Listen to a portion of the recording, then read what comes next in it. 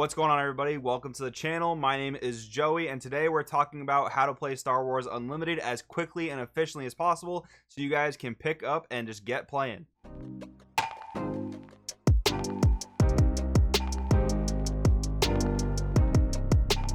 Alright guys, we're going to use Tabletop Simulator to explain how to play Star Wars Unlimited because at the time of recording, the game is not out physically yet. But don't worry though, if you're watching this 6 months or a year down the road after this video has been released, this is still going to be a really good one-to-one comparison of how to play the game both physically and digitally. Now, if you guys want to play Star Wars Unlimited digitally like I have been for the past few weeks, having a ton of fun, you guys can do so using Tabletop Simulator. It's a Steam-based game, so you can download it in your Steam client, and then once you do so, you're going to see workshops near the home page. And what workshops are basically fan-made games you can install on your Tabletop Simulator to then play. So you're going to want to go ahead and install a Star Wars Unlimited workshop on your Tabletop Simulator. Just make sure that if when you want to play with friends, you guys download the same version of the workshop, because I think there may be like 2 or 4 different Star Wars Unlimited workshops. So just make sure you guys download the same one. I'm using this one in particular, which is incredible. It has so many good resources you'll want to actually play the game with. So huge shouts out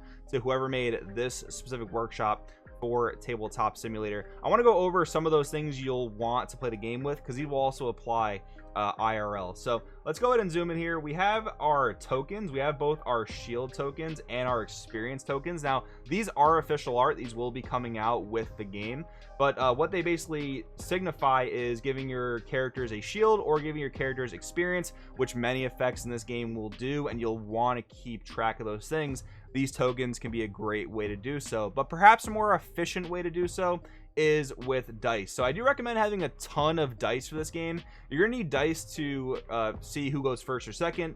You're gonna need dice for damage counters, which we have here on Tabletop Simulator, as well as experience tokens. You can keep track of those additional power boosts, and you have dice you can use for your shield tokens. It's even really nice here, they're all different colors. If you guys can manage to get your hands on different colored dice IRL, it is gonna be very helpful for keeping track of all the different things that are going on the board in Star Wars Unlimited. But now let's go ahead and take a look at the contents of our deck that we'll need to play the game. So I am zoomed in here nice and close. We have, of course, our deck, which is constructed of exactly 50 cards. Now, aspects in this game are more or less the colors, and you can construct your deck with whatever different aspects you want. There are rules that apply to how aspects work based on your leader and your base. We will go over those after we explain these cards. Now let's go over our base first, because I think it's just a little bit simpler because there's not really much text on it. Our base is essentially our HP. So you can see the big blue 30 here in the top left corner. This is going to represent how much damage our opponent needs to do to us in order for them to win the game, and their base would be the amount of damage we have to do to them to win the game. You see a nice big 30 here. Most bases are just vanilla 30 HP bases. You will see some bases that have lower HP but actually have effects. That's kind of the trade-off you'll have to choose if you want to play a base that actually has an effect. Now, quick tip, you're going to basically pick what base you want to use based on what aspect it grants you, because a lot of times that aspect will be different than the aspects your leader will grant you. Now, going down to leader, you'll always start in play with your leader as well as your base. Now, as an example here, I am using Boba Fett. They're honestly pretty self-explanatory. They have the leader tag up here in the top left corner, which the base also has, so you should never really get confused on what types of cards those are. And then Boba Fett just has one effect. When an enemy unit leaves play, you may exhaust this leader. If you do, ready a resource. Exhaust is basically turning it sideways or tapping it, for my players out there who have played card games like this before. Now, we have an epic action, which is a once per game action. In the case of Boba Fett, it is if you control 5 or more resources, deploy this leader. So leaders in Star Wars do have 2 sides, and when you meet that epic action requirement, you get to flip your leader and put it into the ground battle area. We know to put it in the ground arena because it says it is a ground unit up here at the top of the card. And then we're gonna go over the anatomy of unit cards a little bit later, so let's not get ahead of ourselves. Let's flip this back over, put it back in our leader area, and talk a little bit about aspects. So between our base and our leader, we have 3 different aspects. We have aggression, we have villainy, and we have cunning.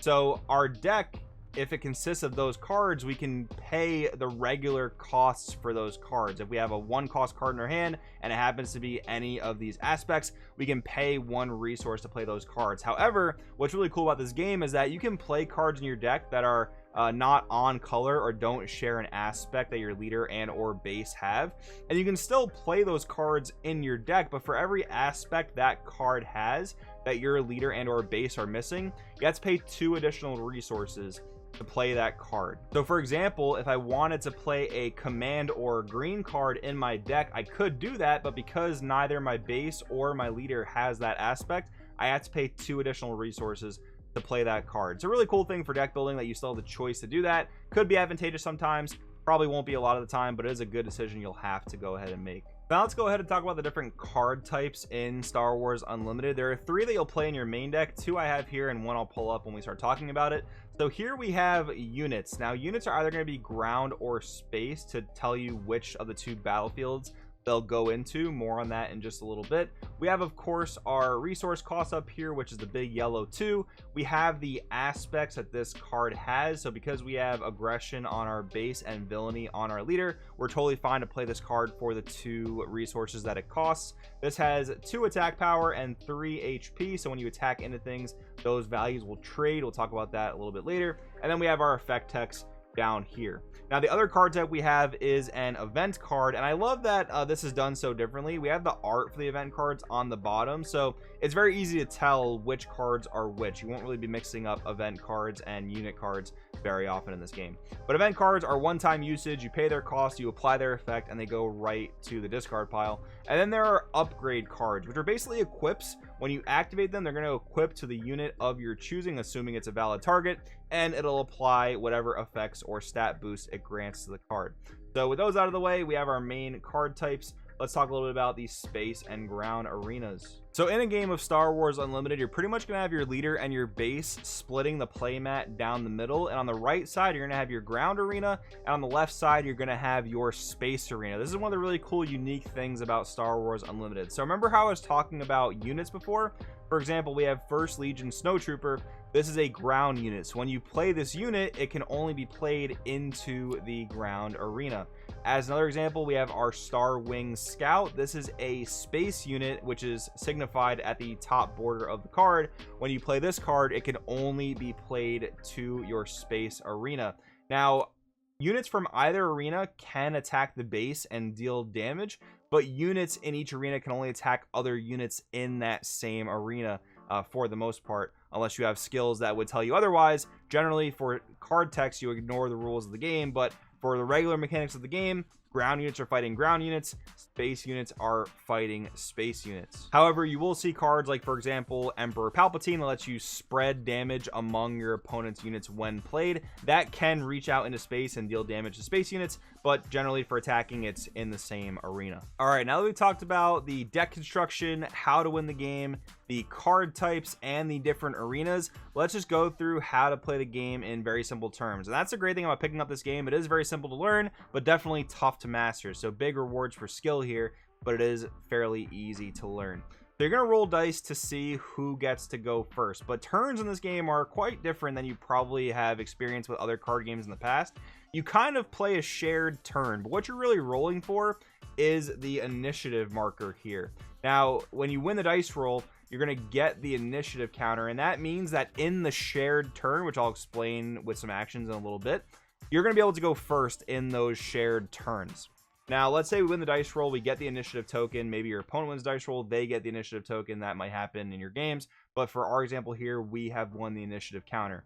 Now, whenever you start, you're going to draw a hand of 6 cards. Now, you're allowed to mulligan 1 time. What mulligan means is if you're unhappy with your hand, you can throw it all back into your deck, shuffle, and then draw 6 new cards. You're probably going to want to take that mulligan, just so you know, if you don't have any low cost, like 1, 2, or 3 cost cards in your hand. But here, we do have a handful of low cost cards, so I would end up keeping this hand. Now, at the start of the game, both players will take 2 cards from their hand and turn them into resources. So me, for example, just knowing what I know about the game, I would probably pick this card and this card, considering I can't really use them super early on in the game. In Tabletop Simulator, we have a resource area, which is really nice. And now this becomes our 4-card hand. So the way the shared turn works, we've won the initiative, we get to take the first action. In the early turns, it's going to be very, very simple. Our one action is really just going to be to play a 2-cost unit. And when you play units, they enter play tapped or exhausted. So I'm going to go ahead and play my first Legion Snowtrooper into the ground arena. That's going to be my action. As soon as one player has taken an action, it goes to the next player's action. So my opponent here, for example, is playing the Chewbacca leader. It is now their action to play a card from their hand. They would go ahead and play C-3PO exhausted in the ground arena. They would tap their 2 resources. And then C-3PO has an effect on play or on attack. Choose a number, look at the top card of your deck. If its cost is the chosen number, you may reveal it and draw it. So you get to apply that effect immediately because you met the condition of playing it. But after that goes, then it's our turn to take the next action. So you might notice that both players have all their resources exhausted. There's not really much else to do on this turn. We can't really attack with anything because all of our cards are exhausted. So one action you can take, which will be the last action of your turn, is going to be claiming the initiative. Any player can use their turn in the phase to claim the initiative, but once you do so, you are no longer allowed to take turns in the phase. So if your opponent has 3 more things they can do in that turn, they're going to be able to do those things completely unimpeded because you chose to take the initiative. However, taking the initiative is definitely very powerful because it means in the next phase or the next turn, you get to take the first action. But this is pretty standard for the early turns of Star Wars Unlimited. After both players have done everything they can do on turn 1,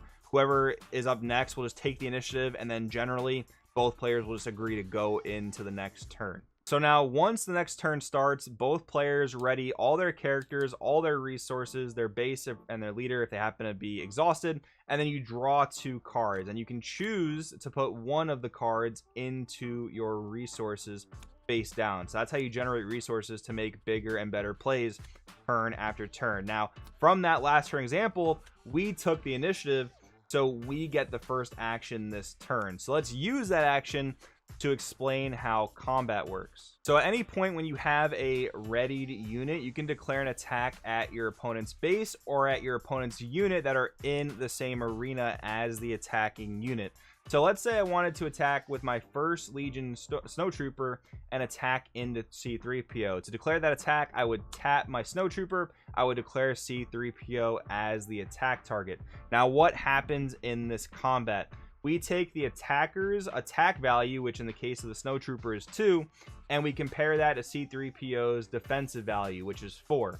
So what's happening here is C-3PO is going to take 2 damage, which you can signify very easily with number 2 on a dice. Put it on C-3PO. Now his HP has dropped down to 2. 2 more damage will send C-3PO to the discard pile. However, C-3PO doesn't go down without a fight. C-3PO is going to apply his 1 damage back to the first Legion Snowtrooper's 3 HP. So in this exchange, Snowtrooper is going to deal 2 damage to C-3PO, putting a number 2 dice on C-3PO to signify that. But C-3PO is going to tag the Snowtrooper back for 1 damage. I would put a 1 damage counter or a number 1 dice on the Snowtrooper to signify that, and then 2 more damage at any point throughout the rest of the game would end up sending my Snowtrooper to the discard pile. So after that action's been taken, it goes to our opponent to take the next action. If they wanted to, they could attack with C-3PO going towards our base or our ground unit, and the game basically goes back and forth with these repeated actions, going to the next turn, taking initiative, all these different things, until one player's base is reduced to 0 HP, in which case the other player wins the game. And there you have it, guys. Now you know how to play Star Wars Unlimited. Like I said, it's pretty easy to learn the game, but it's definitely tough to master. So make sure you guys are playing on Tabletop Simulator, or if you guys are watching this sometime in the future, I hope you guys are enjoying playing the game physically. I know that I cannot wait to play this game physically. I think I touched on pretty much everything I wanted to go over in terms of actually playing the game, but if you guys have more questions, please do drop them down below. I'll be able to answer just about anything down there. So if you guys are unclear about something about the game, or maybe I did miss something, hopefully I did not, but if I did, let me know in the comments. I will gladly clarify that for you guys. Hope you guys really enjoy the Star Wars Unlimited card game. I know I've been having a blast with it. Again, drop any questions down below. Hope you guys subscribe for more Star Wars Unlimited content. Thanks for watching, and I'll see you guys in the next one.